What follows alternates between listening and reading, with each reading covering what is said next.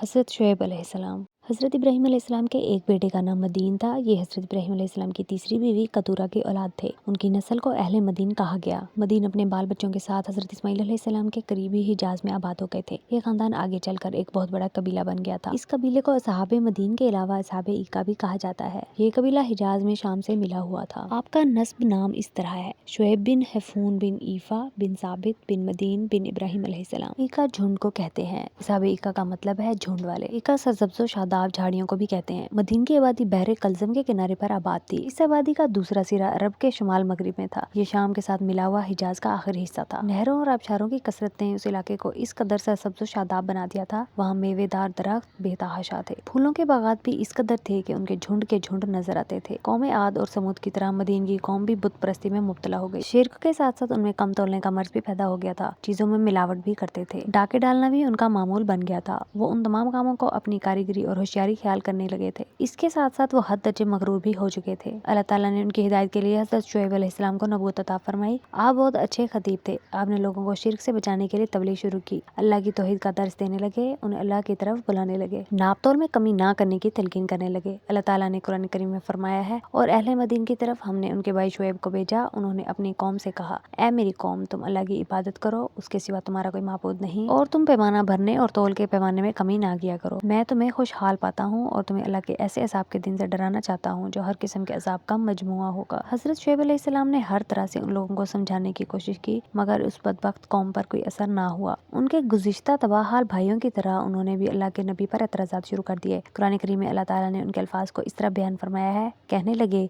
ऐ शुएब, क्या तेरी नमाज ने तुझे ये हुक्म दिया है कि हम उन माबूदों की इबादत तर्क कर दें जिनकी इबादत हमारे बाप दादा करते आए हैं, और कहा हम अपने माल में अपनी मर्जी से कमी बेशी करना छोड़ दें, बेशक आप बहुत बुर्दबार और नेक चलन है। हज़रत शुएब अलैहिस्सलाम की तबलीग से चंद आदमी उन पर ईमान ले आए। ये गरीब लोग थे। मालदार अपनी हठधर्मी पर अड़े रहे। जब कुछ लोग दीन की बात समझने के लिए हज़रत शुएब अलैहिस्सलाम के पास जाने लगे तो ये मालदार लोग उन्हें रोकते थे, उनका रास्ता रोक लेते, उन्हें डराते धमकाते और मुसलमानों के रूबरू जाहिलाना बातें करते। आपने उन्हें भी तबलीग की, लेकिन उन पर कोई असर ना हुआ। उल्टा वो कहने लगे, जो लोग तुम पर ईमान लाते हैं उन्हें हमारे हवाले कर दो, और तुम खुद या तो हमारे दीन में शामिल हो जाओ या फिर हमारी बस्ती से निकल जाओ। उन्होंने आपसे ये भी कहा, अगर तुम्हारा कबीला इतना बड़ा ना होता तो हम देखते कि तुम लोगों को कैसे दीन से हटाते हो, हम तुम्हें पत्थर मार मार कर मार डालेंगे। उनकी बातों के जवाब में आपने फरमाया, मेरा कबीला तुम्हें अल्लाह ताला से ज्यादा अजीज है और अल्लाह ताला को तुमने भुला दिया है। यकीनन तुम जो अमल करते हो वो सब मेरे रब के इल्म में है। इसके बाद आपने उनसे फरमाया, तुमसे पहली कौमों ने भी अंबिया की मुखालफत की थी और अपनी जिद पर अड़े रहे थे। अल्लाह ने उनसे इंतकाम लिया और उन्हें उनके अंजाम तक पहुंचाया। कहीं ऐसा ना हो कि मेरी मुखालफत की वजह से तुम्हें भी कोई नागहानी आफत आ घेरे।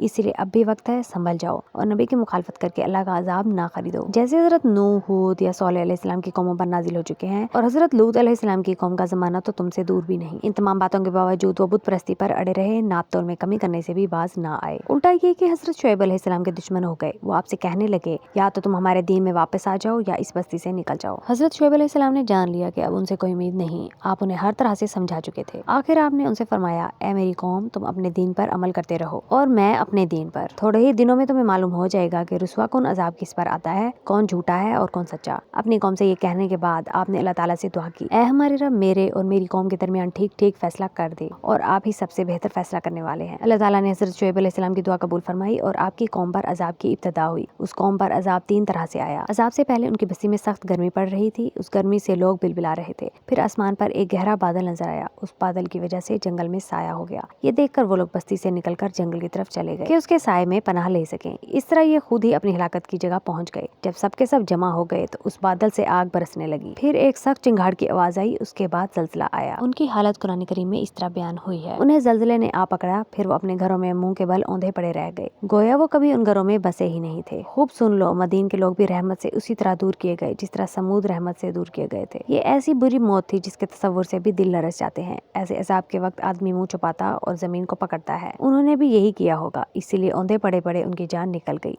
हजरत शुएब अलैहिस्सलाम और आप पर ईमान लाने वाले उस अजाब से बिल्कुल महफूज रहे। जब आप अलैहिस्सलाम ने उन्हें इस तरह मुर्दा हालत में देखा तो उन मुर्दों को मुखातिब करके कहने लगे, अरे मेरी कौम, मैंने तुम्हें अपने रब के पैगाम पहुंचा दिए थे और मैंने तुम्हारी खैर खाही की थी। जिन लोगों ने हक को कबूल नहीं किया उन पर अफसोस क्यों करूं। हजरत शुएब अलैहिस्सलाम अपनी कौम की तबाही के बाद हज़रमौत के मशहूर शहर शेवन चले गए। उसके मगरबी जानिब एक मुकाम शुबाम है, वहाँ आप अलैहिस्सलाम ने इंतकाल फरमाया। अगर कोई शख्स वादी इब्न अली की राह से होता हुआ शमाल की जानिब चले तो वादी के बाद वो जगह जहाँ हजरत शुएब अलैहिस्सलाम की कब्र قبر مبارک ہے وہاں آبادی بالکل نہیں، لوگ ان کی قبر کی زیارت کے لیے جاتے ہیں۔ اسی طرح اردن میں شہر سلط کے قریب وادی شعیب میں بھی حضرت شعیب علیہ السلام کی طرف منسوب قبر موجود ہے، جو کہ حضرموت کی بنسبت وادی مدین سے زیادہ قریب ہے۔ اللہ کی ان پر کروڑوں رحمتیں ہوں۔ حضرت شعیب علیہ السلام کا ذکر قرآن کریم کی سورہ اعراف رکوع 11، سورہ توبہ رکوع 9، سورہ ہود رکوع 8، سورہ حج رکوع 6، سورہ شعراء رکوع 10، سورہ عنکبوت رکوع 4 میں آیا ہے۔